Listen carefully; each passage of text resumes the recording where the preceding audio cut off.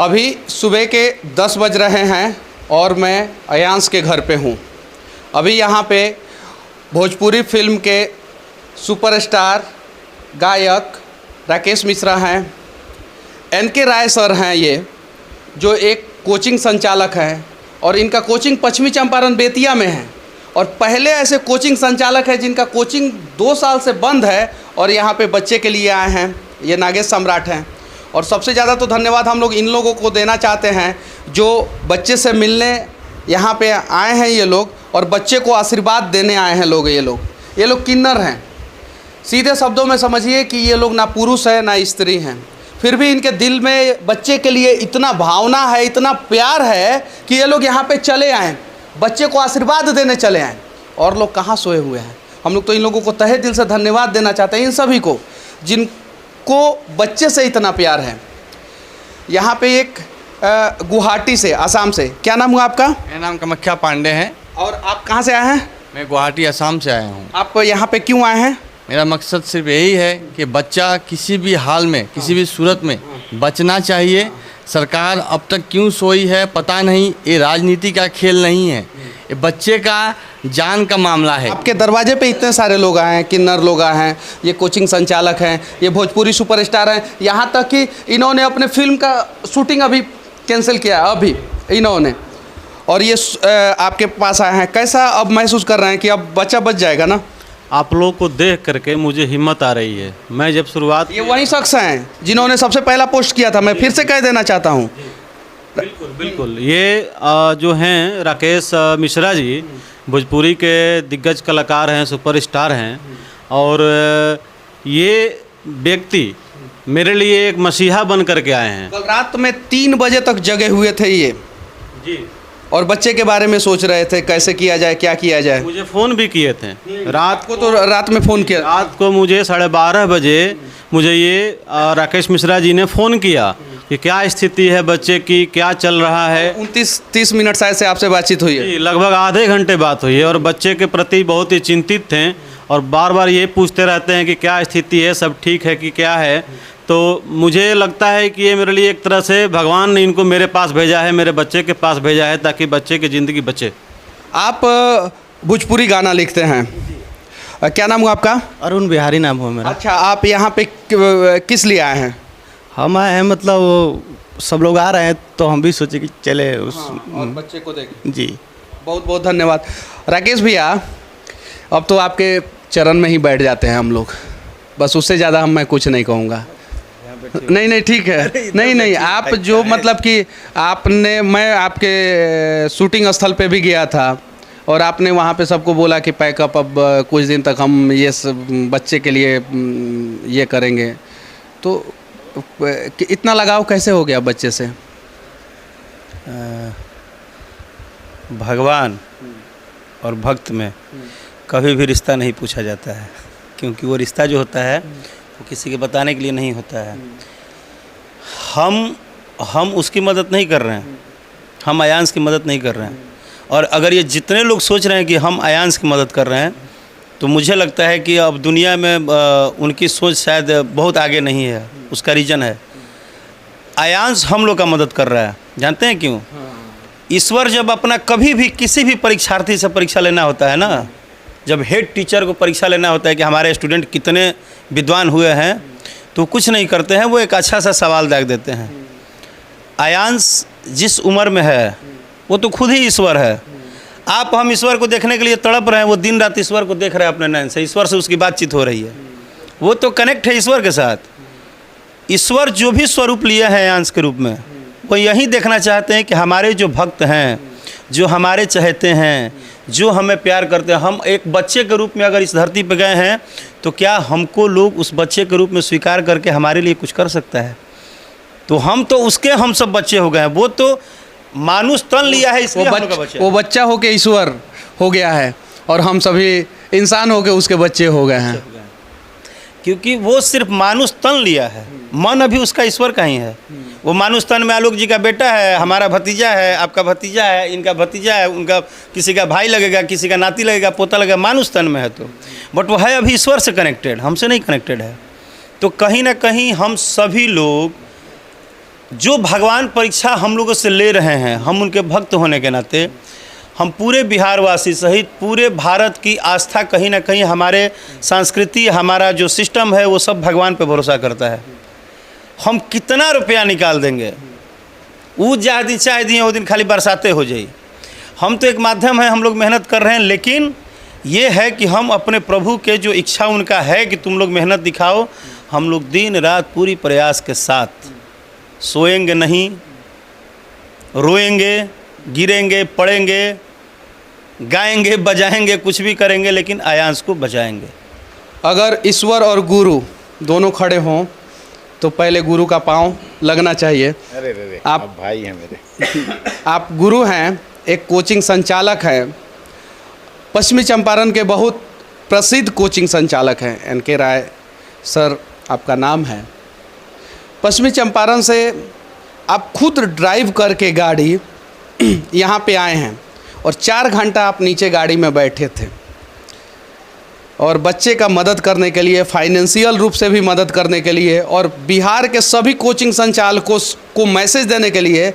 हिंदुस्तान में सबसे ज़्यादा कोचिंग पटना में है, कोटा में भी नहीं है, पटना में है। बड़े बड़े कोचिंग संचालक हैं जो हर हफ्ते, महीना नहीं, हर हफ्ते करोड़ों का धंधा करते हैं, लेकिन अभी तक आयांश के लिए नहीं आए हैं। यहाँ तक ये खान सर हैं जिनके लिए हम लोग सब सड़कों पे उतरे थे, आवाज़ उठाए थे और बहुत वीडियो वायरल होता है, अभी तक आयांश के लिए वीडियो नहीं बनाए हैं। और उन सभी को मैसेज देने आप गुरुजी आ गए हैं। तो आपका बहुत बहुत धन्यवाद कि कैसे भी आपके शायद नागेश जी के मदद से आपके पास पहुंचा मैसेज और इस मैटर को हाईलाइट की, नहीं तो हम लोग भी नहीं जान पाते। मेरा बस एक ही अपील है कि किसी का बच्चा अगर मेरे बच्चे के साथ हुआ रहता तो कोई खड़ा नहीं होता, बिल्कुल खड़ा होता। तो एकदम भावनात्मक, मतलब ये बात बोलते हुए लग रहा ना आँख से आंसू आ जाएगा। जिस दिन आपके गोद में पहली बार बच्चे को देखे, आप 4 घंटे से इंतजार किए हैं नीचे गाड़ी में, बच्चे को देखे थे आपके गोद में, एकदम लगा कलेजा फट जाएगा ये बात सुन के। मैं यही मैसेज देने आया हूँ। मेरे यहाँ आने का मकसद यही था सर। फिनेंशियल सपोर्ट तो बहुत सारे बच्चों से मैं बोल कर करवा चुका हूँ। आने का मकसद 2-3 है मेरा। पहला मकसद ये है सर कि किसी का भी बच्चा हो, अपना बच्चा है, वो मेरा बच्चा है, और हम में से किसी की, जिस समाज से हम लोग, किसी की औकात नहीं अकेले ये चीज़ करने की। तो हमारे जैसे कोचिंग चलाने वाले, और संयोगवश, खैर ये किसी भी पेशा में रहते मुझे आना था, लेकिन संयोगवश ये भी एक शिक्षक ही ITI कॉलेज है इनका। हमारा समाज कहाँ सोया हुआ है। बेतिया में सर मैं बता रहा हूँ, पूरे हमारे ज़िला में 200 से 300 कोचिंग संचालक होंगे जो 2-4-5 हज़ार रुपया देने से उनका कुछ नहीं बिगड़ने वाला। लॉकडाउन में हम लोग इतना दिन से खा रहे हैं, किसी का मदद कर लेंगे तो और भगवान देगा हमको कि दूसरे की मदद करें।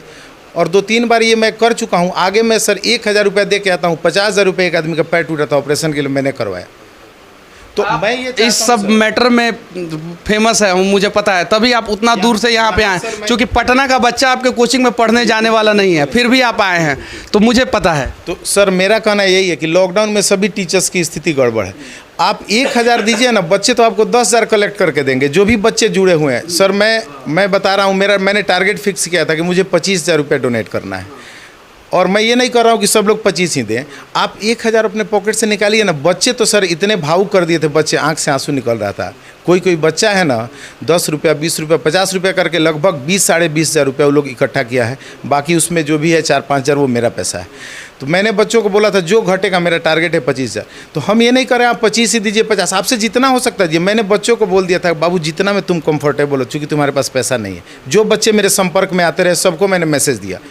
तो मैं यही कहना चाहता हूँ सर, 10,000 हम लोग की संख्या होगी कम से कम, जिनका कोचिंग अच्छा चलता है, जिनके पास खाने पीने की कोई दिक्कत नहीं इस लॉकडाउन में भी भगवान दे रहा है, या जहाँ से भी पूंजी हम लोग रखे हुए। 10,000 टीचर में से 5,000 टीचर सर 10-10 हज़ार रुपया भीख ही मांग के बच्चा से अगर ला के दे देगा सर, 5 करोड़ रुपया हम लोग इकट्ठा कर देंगे। कहाँ से हैं हम लोग? एक बार एक गुरुजी के लिए ताली बजा दीजिए लोग, आप लोग। अगर ये मिशन कुछ भी गड़बड़ होता है, दूसरा मनीष कश्यप पैदा नहीं होगा किसी का मदद करने, हिम्मत नहीं होगा, हिम्मत टूट जाएगा। ये भी कारण है मेरे यहाँ आने का। अगर ये मिशन गड़बड़ हो गया, बिहार का नाम बदनाम हो जाएगा, फिर मनीष कश्यप कहीं खड़ा नहीं होंगे ऐसे मदद करने के लिए। इसलिए हम लोग को आगे आना है निश्चित, और होगा सर। मेरे सभी शिक्षक से, पूरे बिहार के जितने भी शिक्षक हैं, हाथ जोड़ के अपील करता हूं आपसे, 2,000-5,000, हमको पता है बहुत सारे ऐसे शिक्षक सर 2-2, 4-4 लाख रुपया कलेक्ट कर सकते हैं, उनके कॉन्टैक्ट में इतने बच्चे हैं। सर लॉकडाउन नहीं रहती तो ये राशि मैं 4 गुना करके लाता। लॉकडाउन है, थोड़ी सी स्थिति गड़बड़ है सर हर हिसाब से, तो कम से कम 5-10 हज़ार तो आपके बस का रोग है। जितने टीचर मैं जानता हूँ 10-20-50 1-1 लाख रुपया कलेक्ट कर सकता है टीचर। पटना में ऐसे टीचर हैं सर 10-10 लाख रुपया कलेक्ट कर सकते हैं। 10 करोड़ जी, वो अपना कमाते हैं लेकिन कलेक्ट कर सकते हैं एक दिन। सर मैंने ये 20,500 रुपये एक दिन में कलेक्ट किया है, एक दिन में, मेरे जैसा छोटा आदमी एक दिन में कलेक्ट किया है, और बच्चे खुशी से ला के दिए हैं। बहुत बच्चे बोले सर पे फ़ोन करेंगे, हम बोले एकदम स्वागत है, कोई दिक्कत नहीं। अब मेरे लगभग 100-150 जानने वाले लोग पे फ़ोन कर भी चुके हैं, और मैं यहाँ से जाऊँगा, एक मुहिम चलाऊँगा, शाम में 1 घंटा मैं डेली समय इसी काम के लिए अभी भी ताजुब है सर, बहुत लोग नहीं जानते हैं मैटर को। कल 2-4 आदमी के बीच में मैंने उठाया, तो पर्सनली मैं जाके जितने भी मुझे पता है कि जिसको 1,000 देने से कुछ घटने वाला नहीं, वैसे लोगों को मैं अप्रोच करूँगा और जितनी हो सके। और मुझे उम्मीद है सर, हम लोग इतने भाई लोग हैं, राकेश भैया हैं, आप सब लोग जुड़े, इन लोगों को क्या स्वार्थ है बताइए ना, ये तो खुद दूसरे से मांग के ही लोग खाते हैं। अच्छा, एक सवाल मैं आप लोगों से पूछना चाहता हूँ, आप सभी से। आप लोग तो खुद मतलब कि मांग के खाते हैं, दूसरे पे आश्रित रहते हैं, फिर भी बच्चे से आप लोग मिलने आए हैं क्या? हाँ, हम लोग बच्चा के बहुत प्यार करते हैं। हम लोग खुशी मनाते हैं कि बच्चा स्वस्थ रहे, अच्छा रहे। बच्चा होगा तो हम लोग बधाई मांगेंगे, सब जजमान लोग हमको अच्छा रहे, यही दुआ आशीर्वाद देते हैं।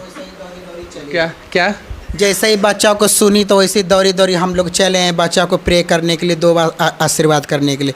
जितनी भी मेरे भारतवर्ष में किन्नर है, माँ है, जो सब बच्चे के लिए दुआ कीजिए कि मेरे दाता जजमान अच्छा हो जाए और बच्चा भी मेरा स्वस्थ हो जाए, माता रानी करे। जितना भी मेरे किन्नर है भारतवर्ष में, बिहार में सभी माएँ दुआ करें, प्रे करें। और मेरा सम्मेलन भी चल रहा है हरियाणा में, तो वहाँ भी हम अपना गुरु को मैसेज करेंगे कि गुरु वहाँ पर भी बच्चा को थोड़ा दो आशीर्वाद के लिए प्रे करवाओ।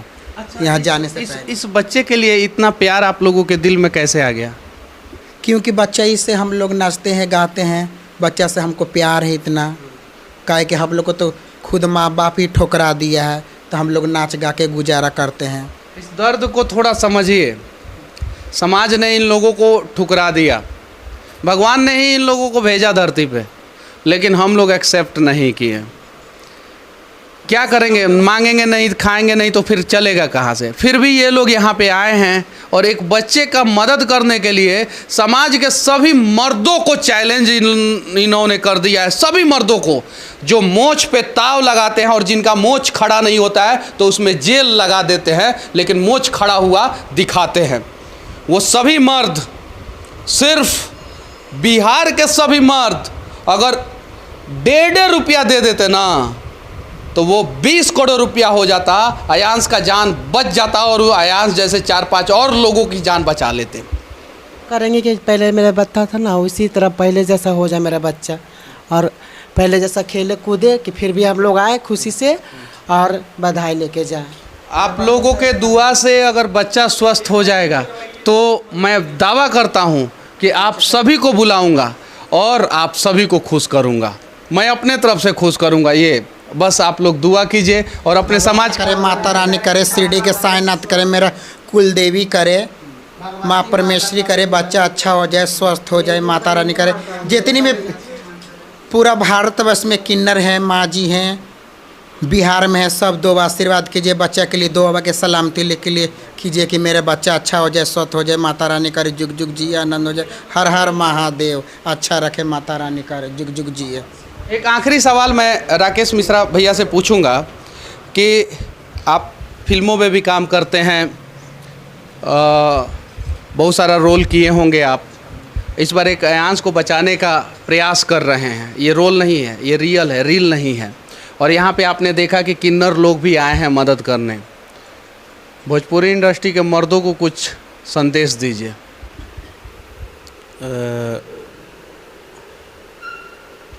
हम इंडस्ट्रियल लोग हैं, इंडस्ट्रियल मतलब हम किसी एक प्रोफेशन में हैं, और आज हम ही नहीं, मुझे लगता है कि अब मैं चर्चा कर ही देता हूँ, शायद मुझे ही नहीं ये बर्दाश्त हो रहा है बात। एक न्यूज़ अयांश के बारे में आज तक न्यूज़ पे आया है जिसमें पता है आपको नीचे क्या लिखा गया है? मनीष कश्यप भैया थैंक यू, मनीष कश्यप भैया जिंदाबाद, मनीष भैया जिंदाबाद। आप समझते हैं? आप अगर अपना स्टेडियम छोड़ के दूसरे के स्टेडियम में आपका नाम का झंडा चढ़ रहा है, तो इसका मतलब है कि आपकी काम में निष्ठा, ईमानदारी और आप पब्लिक को एक्सेप्ट करा चुके हैं कि दिन रात में आप सो नहीं रहे हैं एक बच्चे के लिए। दूसरी चीज़ समझिएगा, ये जो जिनके विषय में आप बताएं ना, ये किन्नर समाज हैं। अब आज आप मुझे ये जिम्मेदारी दे रहे हैं कि हम बताएं फलाने को, हम क्या बताएंगे अब? इनसे बड़ा प्रूफ क्या होगा यार पूरे हिंदुस्तान में? जो ना माँ बन सकता है ना बाप बन सकता है, जब उसको दर्द हो सकता है तो हमको तो फिर भी साला बाप बनने का अधिकार दिया है, भगवान ने दिल दिया है। बात यहाँ माँ और बाप बनने की नहीं है, बात दिल की है। यहाँ पे अगर दिल है तो अयांश के लिए दर्द होगा, अगर बिजनेस है तो फिर पॉपुलरिटी बनाइए ना, क्या दिक्कत है? दर्द नहीं हो सकता है। अयांश के लिए दर्द हुआ है, आपको भी पता है और मुझे भी पता है, और मैं परली ये बात बोल रहा हूँ। एक स्पीड से सुना जाता है गाली, हम राजधानी एक्सप्रेस से भी ज़्यादा स्पीड में गाली सुन रहे हैं। सबसे ज़्यादा आप सुन रहे हैं अभी भी। कुछ लोग तो फ़ोन पे भी। और हम ये भी बता दे रहे हैं कि हमको इस बात का अभी भी हम खंडन कर रहे हैं कि प्लीज़ इस सब से बाहर निकलिए। अभी भी जो मानसिकता छोटी लेके लोग बैठे हैं, इनका उनका ऐसे वैसे, हम क्लियर बोल रहे हैं, हम आपके न्यूज़ पे बोल रहे हैं, हम इसका विरोध करते हैं कि जब किसी की जान की बात आई है तो तुमको बैकवर्ड फॉरवर्ड दिखता है, जब किसी की ज़िंदगी की बात आई है तो तुमको जात पात दिखता है। भगवान करे यार ऐसा हम दुनिया में लोग नहीं देखे थे। माने कोई हॉस्पिटल में मर रहा है और नीचे तुम चिल्लाओ कि नहीं ये तो फलाने जी है, इनको क्या जरूरत है दवाई देने का? तो डॉक्टर पूछ के मुंह में टैबलेट खिलाएगा क्या कि आप कौन से कास्ट के हैं ज़रा बताइए? भगवान के सामने अगरबत्ती दिखाते हो, भगवान तुमसे पूछते हैं कि तुम कौन जी हो? मैं बहुत दुखी हुआ हूँ इस बार का जो प्रकरण देखा हूँ ना बिहार में। नहीं, लेकिन अब धीरे धीरे सब सही हो रहा है। कुछ लोग ऐसा कमेंट भी किए थे, कुछ लोग ऐसा सोच भी रहे। नहीं, अभी भी क्लियर कर रहा हूँ, ये करने वाले भी एक सामूहिक टीम है, नथिंग पूरा बिहार। प्लीज यहाँ अयांश के लिए जो एक टीम वर्क मेहनत कर रहा है, उसमें जैसे ही लोग देखे कि हर व्यक्ति बिहार का बच्चा जुड़ रहा है, तो उसको रोकने के लिए कुछ असामाजिक तत्व होते हैं, जिनकी ग्रुपिंग होती है, उनका प्लानिंग होता है कि कुछ भी हो जाए, अगर वो बच जाएगा तो बिहार का नाम बहुत बड़ा हो जाएगा, अरे नाम हो जाएगा तो फिर हम लोग का क्या होगा? बिहार को बदनाम करो। बस मुझे यही बात बोलना था, और ये ट्रैक सही नहीं है। बस मैं इतना ही कहूँगा कि इस बार अयांश को भी बचाएंगे और बिहार को भी बदनाम होने से बचाएंगे। इससे ज़्यादा मैं कुछ नहीं बोल सकता हूँ। अयांश के घर से किन्नर लोग, गुरुजी, भोजपुरी फिल्म के सुपरस्टार, गायक और असम से आए हुए महाराज जी के साथ तथा उनके पिताजी और इसके सूत्रधार नागेश सम्राट के साथ। हाँ। आज के बाद आप मुझे कोई सुपरस्टार, कोई गायक का उपलब्धि मत दीजिएगा। मेरी रिक्वेस्ट है, बता रहा हूँ, आप आलोक जी के घर का सेवक बता दीजिए, वो ज़्यादा उचित रहेगा, क्योंकि मैं दिन रात तो 24 घंटा इसी फेरा में पड़ा हुआ हूँ।